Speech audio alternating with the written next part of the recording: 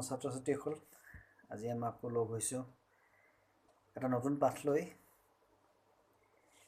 ইয়াৰ আগৰ পাঠটোত আমি উপসৰ্গ পঢ়িছিলোঁ। আজি তোমালোকৰ পাঠ্যপুথিৰ এটা নতুন লেচন এটা লৈ আহিছোঁ। লেচনটো ইতিমধ্যে মই তোমালোকক হোৱাটছআপ গ্ৰুপত পঠাই দিছোঁ। গতিকে লেচনটোৰ নাম হৈছে যুগমীয়া শৰাইঘাট। এই লেচনটো আচলতে কোনোবাই ঠিক এনেদৰে পাঠ্যপুথিত দিবৰ কাৰণে লিখা এটা লেচন নাছিলে।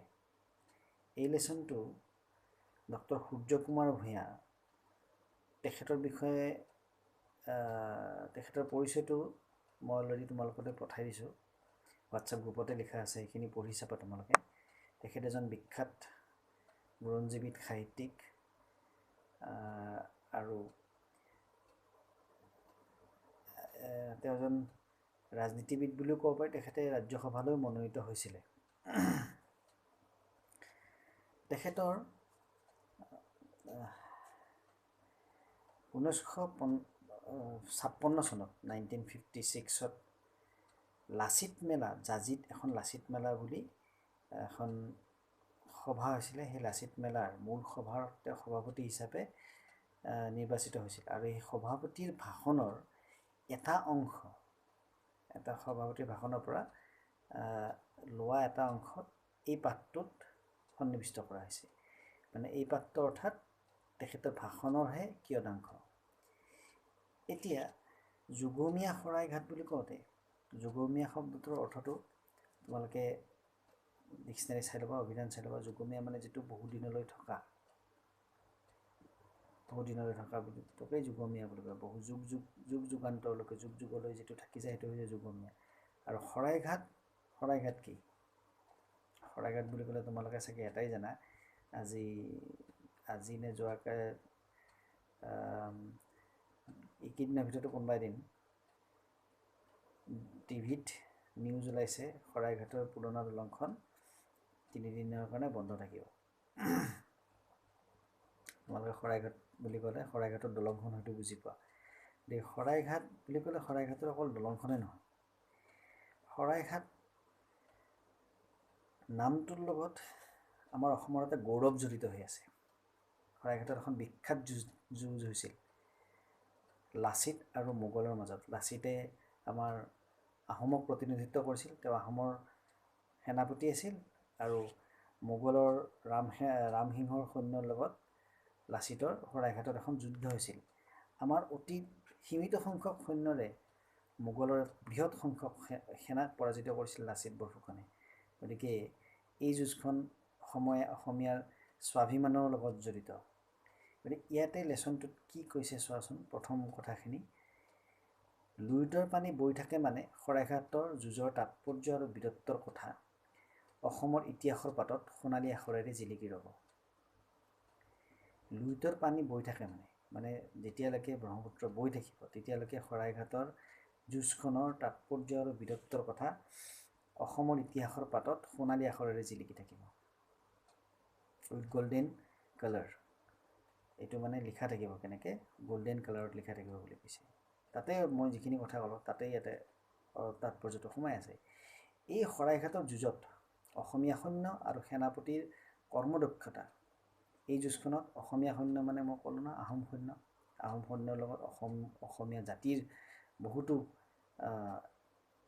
বহুতো খেতিয়কৰ পৰা আৰম্ভ কৰি সকলো ধৰণৰ মানে সৰু ডাঙৰ সকলো মানুহ এই যুঁজত নামি পৰিছিল।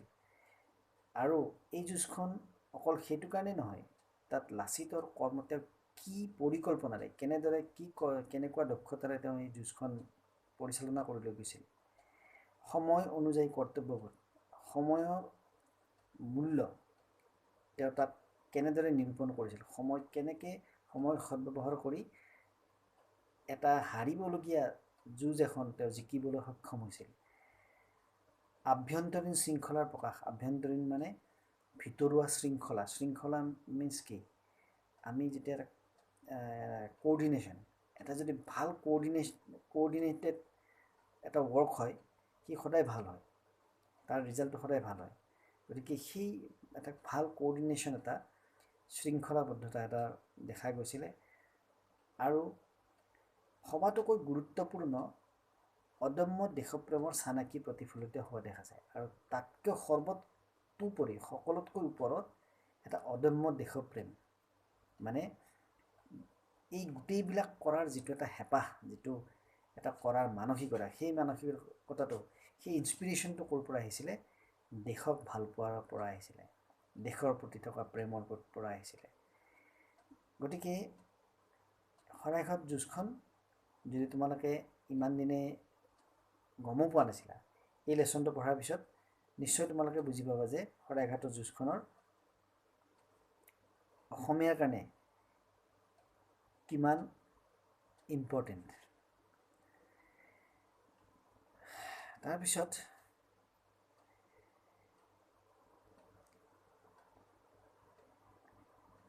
সততে জাগ্ৰত অসমীয়া জাতিৰ সময়োপযোগী দায়িত্ববোধ কৰ্মনিষ্ঠা আৰু যুঁজাৰু মানসিকতাৰ উৎকৃষ্ট নমুনা শৰাইঘাটৰ কাহিনীত উজলি উঠিছে অসমীয়া জাতিটো কৰ্মবিমুখ বুলি কয় কোনোবাই এলেহুৱা বুলি কয় কিন্তু এই শৰাইঘাটৰ যুদ্ধখনে অসমীয়া জাতিৰ সেইবোৰ বদনাম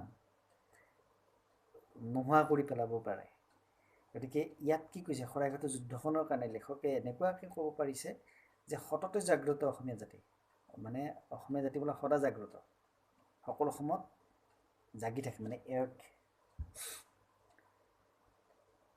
কৰ্মনিষ্ঠা কামৰ প্ৰতি থকা নিষ্ঠা যুঁজাৰু মানসিকতা ফাইটিং স্পিৰিট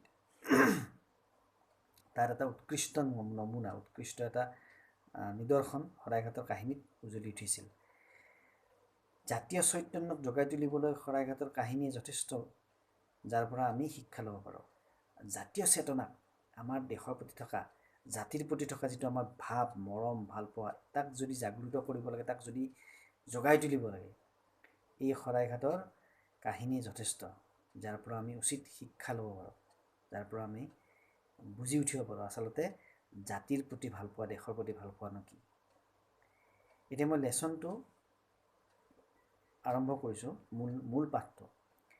মূল পাঠটো আৰম্ভ হৈছে এনেকৈ এখন ছবি দেখিছা ছবিখনত ঘোঁৰাৰ ওপৰত এজন তৰোৱালধাৰী পুৰুষ এজন উঠি আছে সেইজনেই লাচিতৰ প্ৰতিবিম্ব জালুকবাৰীত আছে জালুকবাৰী আমাৰ ইফালৰ পৰা গ'লে আমাৰ সোঁহাতে পৰে মানে আমাৰ স্কুলৰ ফালৰ পৰা গ'লে অৰ্থাৎ যিটো প্ৰতিমূৰ্তি লাচিতে বনাই থোৱা আছে আৰু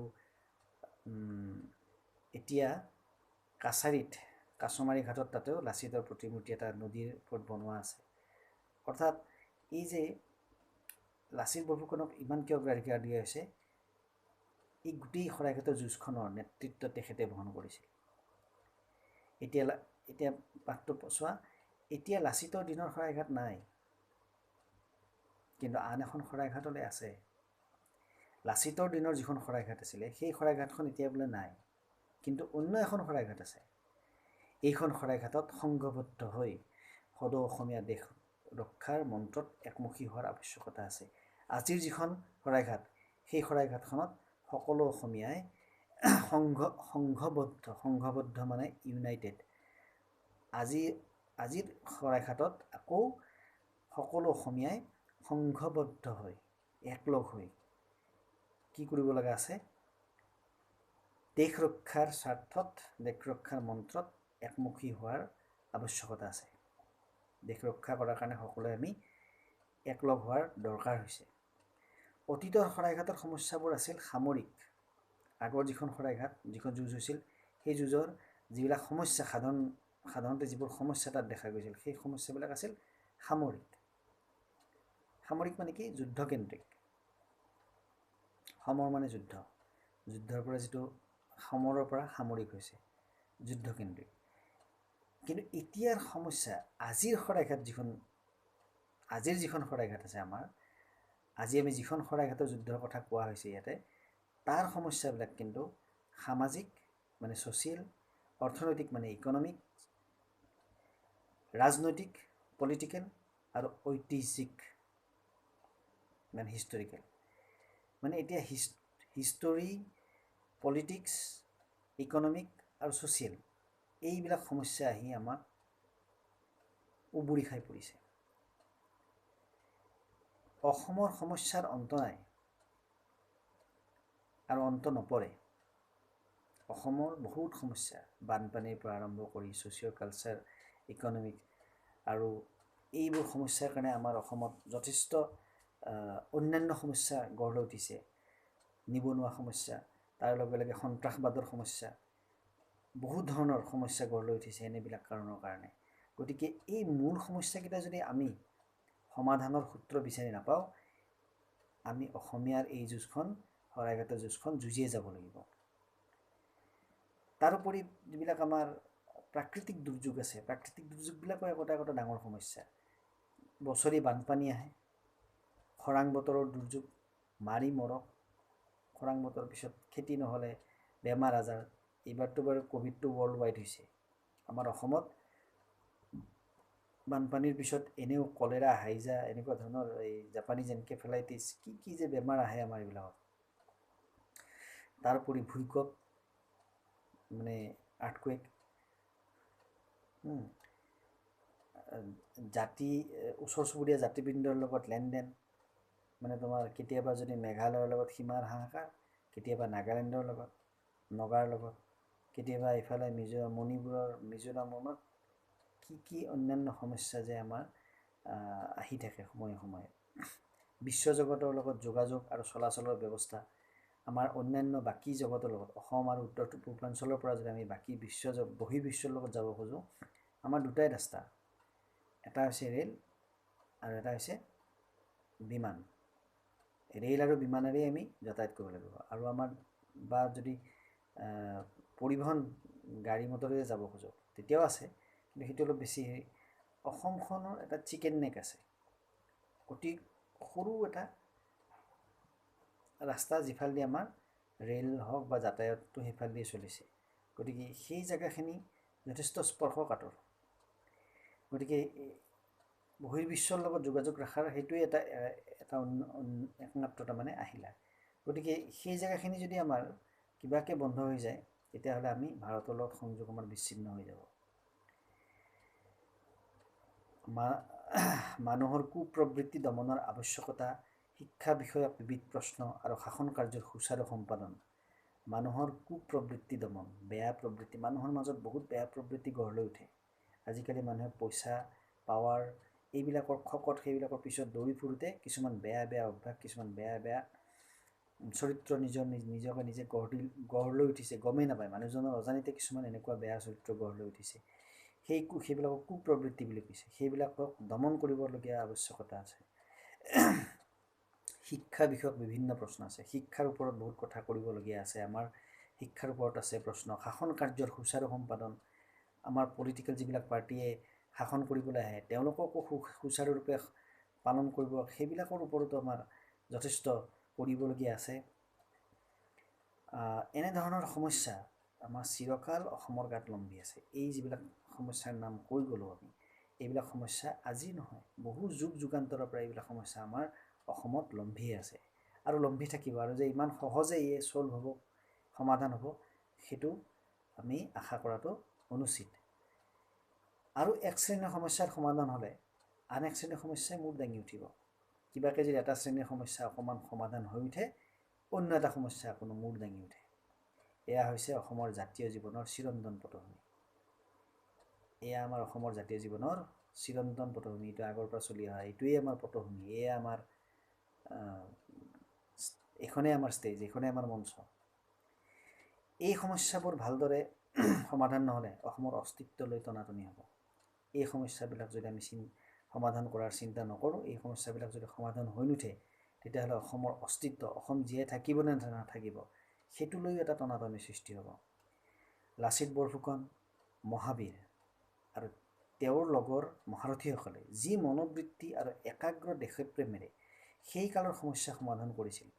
লাচিত বৰফুকন আছিল তেওঁ মহাবীৰ, ন' ডাউট এবাউট দেট। তেওঁৰ লগত অন্যান্য যিসকল বীৰ আছিলে, মহাৰথী আছিল, তেওঁলোকে যিটো মনোবৃত্তি আৰু একাগ্ৰ দেশপ্ৰেমেৰে সেই কালৰ সমস্যাবিলাক সমাধান কৰিছিল, সেই মনোবৃত্তি আৰু একাগ্ৰ দেশপ্ৰেম আমাৰ প্ৰতি মুহূৰ্ততে আৱশ্যক।